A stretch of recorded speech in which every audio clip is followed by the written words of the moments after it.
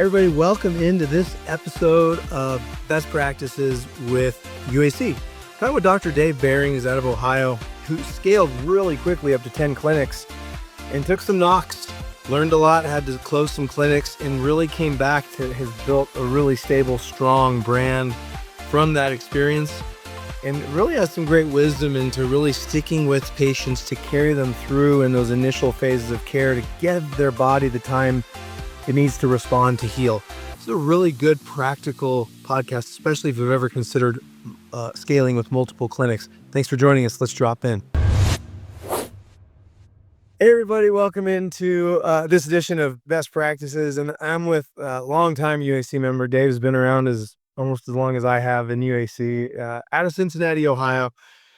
And Dave, we got a few things to talk about, but one of the reasons I love you is, and I could be wrong on this, but my impression was always you kind of did the same thing I did, where you had a successful clinic and then you went, all right, game on, and you expanded really quick. And then I know I sure got stuck in the mud. I won't speak for you. And then I went, there's some missteps with this. So I ended up having to par back and close, and it cost a lot of money. And I always say my chiropractic tuition was a lot cheaper than the business tuition I paid on these kinds of lessons.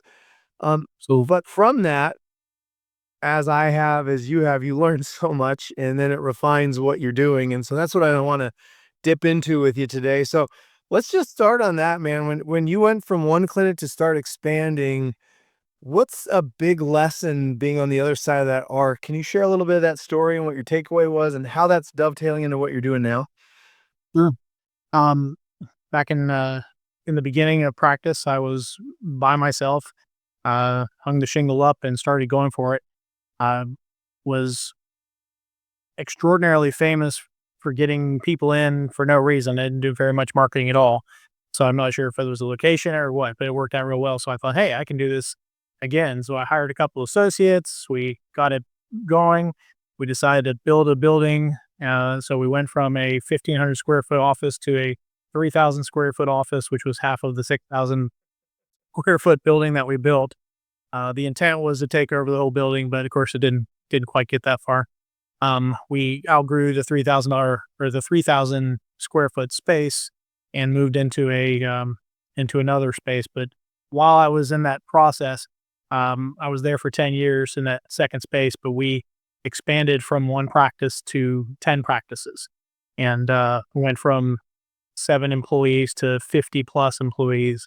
And yes, the thing that I can tell about that was, your ambition doesn't always translate to everybody else's ambition, but your expectation of what they can do also has to be refined before you make such large steps. My expectation was that they would do what I could do, and that I would see less patients and do more business stuff, and that they would just see patients. And for a little bit, it worked. I had a couple good doctors. I have actually very good doctors, and they're all successful in their own ventures now. But during the time they were with me, it was like, okay, we had some good ones. We had some not so good motivation ones. They're all good doctors, but motivation wise and performance wise. So what happens is you have the really good clinics supporting the really poor performing clinics. And then you have to decide at what point do you cut them off, or do you keep nursing them? But the expectation that I had was that they would just go gangbusters and see patients, because that's what I wanted. That was the mission of everybody's health, is to help as many people as possible. And that would just translate, and it doesn't. So you have to stay on top of them with training. You have to stay on top of them with expectations. You have to make sure that they don't lose interest in your mission as a company, because when they lose their interest in your mission as a company, then you end up working their shifts for them, because they're no longer going to be with you. But Pause there, Dave. There's a lot of questions, and I'll give my commentary too. But first, how did you scale from 1 to 10? Did you use your own money? Did you use investors? Did you buy? How'd the money side go? For my case, I had a banker who I had a good line of credit. I was, signing leases on. And then as the math wasn't mathing, you start So my big advice out of this that nobody ever told me was if you're going to open a second clinic, I'm all for it, but you have no business doing it till you can leave your existing clinic for 3 months, not step foot in there, come back. And if it's at least the same or preferentially grown a little bit, then it's a great litmus test that you've got some good systems, good people, that this thing can go without you.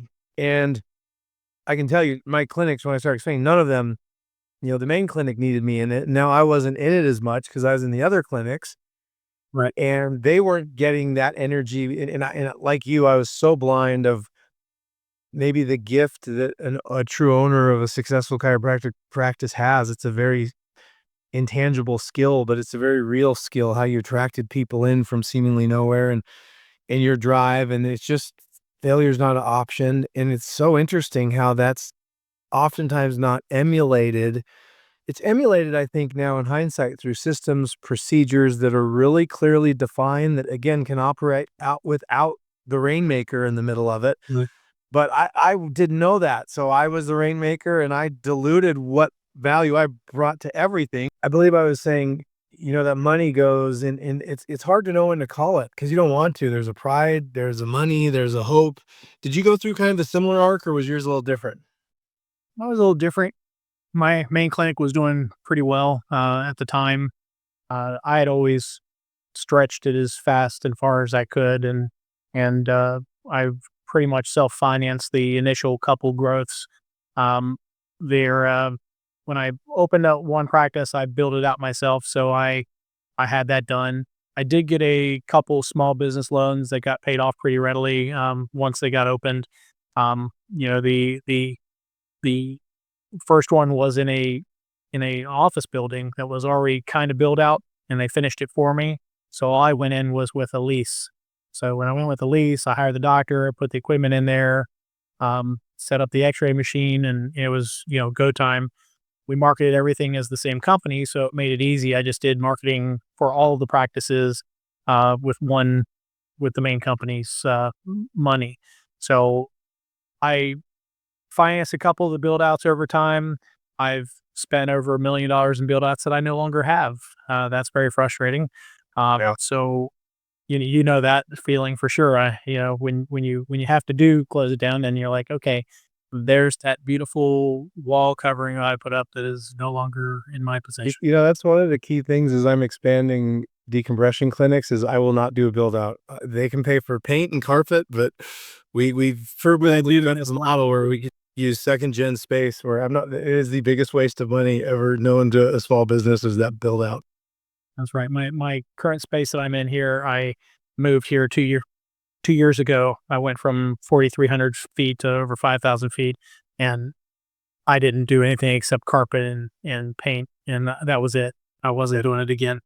So, So that's the best practice. If you're expanding, be able to leave for 3 months and it still runs with you. That's a sign you got good systems you can replicate and don't flush your money down the toilet on build outs. It's just, unless you own it outright, like one of my buildings I own outright now, and any investment I put into that will be mine. yeah, But same. And by the way, is another best practice, the tax savings when you combine buildings and do cost segregation studies. In some of our buildings, we have other renters in, so I'm a big fan of that route.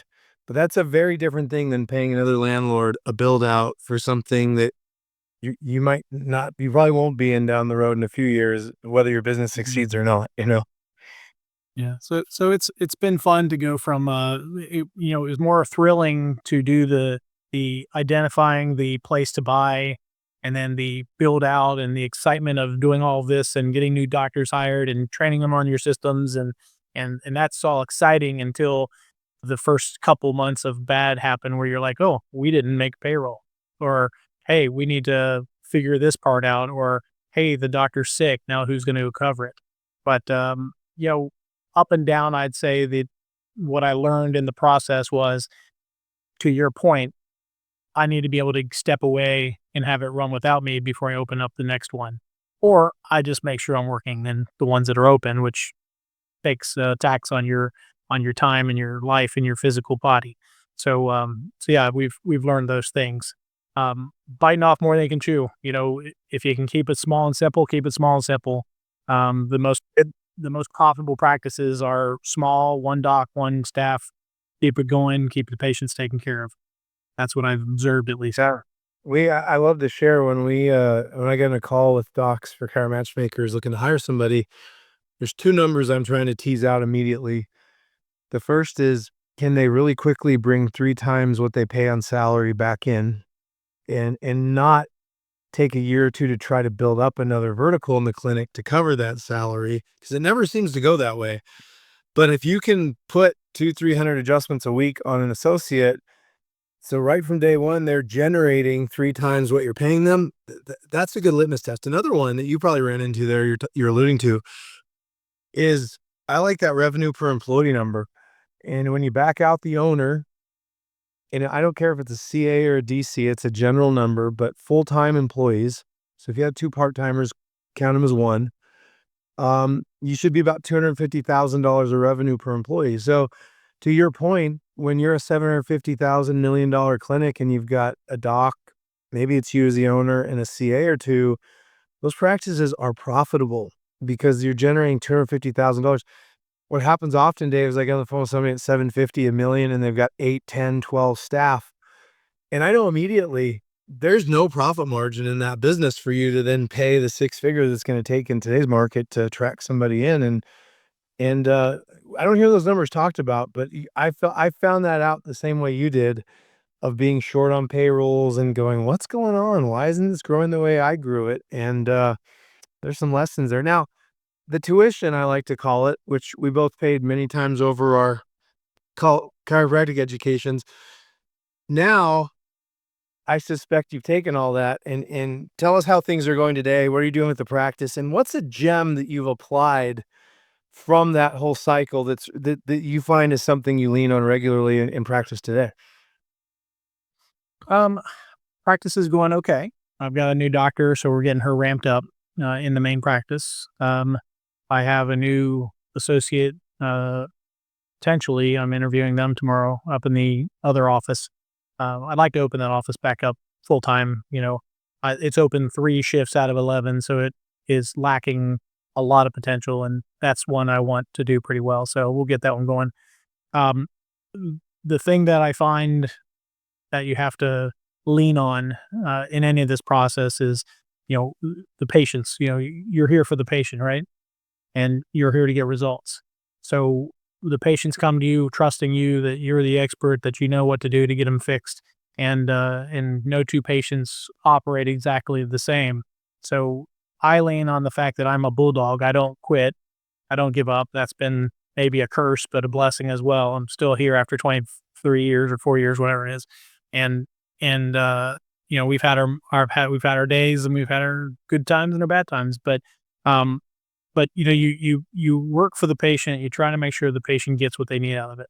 And I was telling you, I think before, you know, you cannot give up on a patient before they give up on themselves. And it's not about what their insurance covers. It's not about what they've heard about chiropractic. I told you I went to Life University, and Sid Williams used to drop keys, and everybody makes fun of him for it. But the point is simply this: if it is taking enough time, regardless of what it takes, uh, it will work eventually if you give it time and you give it enough intention. And so you can't give up on the patient to make your ego great. You have your ego for the things you want in life outside of the practice, but in the practice you're here for the patient. And I find that if you remember that, then everything stays in the right line, and then you keep pushing no matter what's going on outside or in the finances, etc. How do you work around that, Dave? I feel like, healing takes time. We've seen that over the years in chiropractic. Um, it's just not, I used to always joke with patients, say, my name's not Jesus. It's not boom and you're healed. This is going to take some time and repetition. And I saw that play out over my career of a couple decades pretty regularly with people. I feel like in today's world of quick fixes, of instant gratification, of limited time span or attention span, we can blame social media. I see what a lot of chiropractors are training towards with lasers, with soft wave, with things that give faster, I feel it, a faster result. How have you rectified that, and how do you communicate that to patients so they stick with you to give this the time it's gonna take for that body to change and heal? Well, I think that's a great question. The answer is that I encourage the patient after every visit that it's going to take time. I have personally not felt the magic from lasers, so it's not something that I put into my practice. Pretty much still hands on, physical adjusting, full spine diversified. I do use the activator. I do have a couple other implements, but the patient needs to understand that it's not the device that's fixing them, it's the device that is facilitating their body to heal itself. And it may give them a response that they understand, but it doesn't mean it's lasting. So we need to make sure that they understand that the process is to make it a lifestyle eventually once you get through the symptom part and you stay there. You know, we need to stabilize it, then we need to support it, and then you need to take care of it consistently from that point forward, or it will come back because nobody's changing their lifestyle, nobody's changing their habits. They're still eating the bad stuff you tell them not to eat, and you know we're probably guilty somewhat too. But the reality is, when we give enough time and attention, then it will ultimately, and not always, but most of the time, it will get them the results that they want as long as they stick with it. So I get more frustrated than my patients do a lot of the times where I've already told them what to expect and, "Hey, we're gonna go for this for about 6 weeks, see what happens, and you should feel a lot better." And then at about week 3, I'm like, "Why aren't you getting better?" And it's frustrating to me. And then I go through the things. Did you take the supplements I told you to take? Did you do the exercise I told you to do? Did you do the ice and heat instructions the way I told you? Etcetera. And then I realize, I'm with them for 5 minutes out of their entire day and, maybe 3 times a week, sometimes twice, sometimes 5, just depends, but I'm I get to influence them so little of their entire day that sometimes it's lost, and you gotta just remind yourself it's not just about what you do while they're with you, it's what they're doing when they're not with you too, and all that plays in. So, Brother, well said, doc. I appreciate it. Well, Dave, last question we always like to ask is UAC, what's been the benefit to you for being in this group for so long? we say it every time we get together, the geniuses in the room. Every time I leave UAC, there's something I pick up from somebody who's either doing what I'm doing or trying to do what I'm doing or has already done what I've done or, um, there's just a really great group of minds that come together, entrepreneurs and healers, that make it a special place to be. And I know that everybody's in a different place in their life. Some days are great, some days are not. And, if you need help from somebody, I've never had anybody not answer a phone, or be willing to answer a question if I had one. So, um, it's just top notch people, with great skill sets. Awesome, man. Well, we love you, Dave. Thanks for coming on today, brother. Appreciate you. See you. Have a Thanks. great one, man.